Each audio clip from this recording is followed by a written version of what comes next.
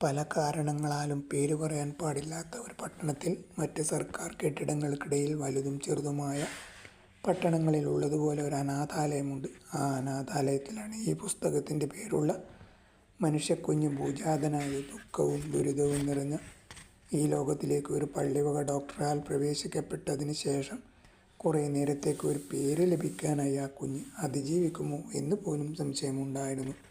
അങ്ങനെ ആയിരുന്നെങ്കിൽ ഈ ഓർമ്മക്കുറിപ്പുകൾ ഒരിക്കലും പ്രത്യക്ഷപ്പെടുമായിരുന്നില്ല. ഉണ്ടെങ്കിൽ തന്നെ ഏതാനും പേജുകളിൽ അവ ഒതുങ്ങിയേനെ.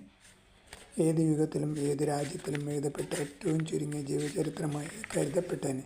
സത്യത്തിൽ ഒലിവറിനെ കൊണ്ട് ശ്വാസോച്ഛ്വാസം ചെയ്യിപ്പിക്കുവാൻ വളരെ കഷ്ടപ്പെടേണ്ടതായി വന്നു.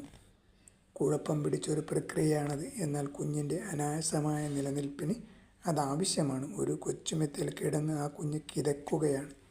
ഈ ലോകത്തിലേക്കോ മറുലോകത്തിലേക്കോ എന്ന് പറയാൻ പറ്റാത്ത ഒരു സന്തുലിതാവസ്ഥ. ഒടുവിൽ ഈ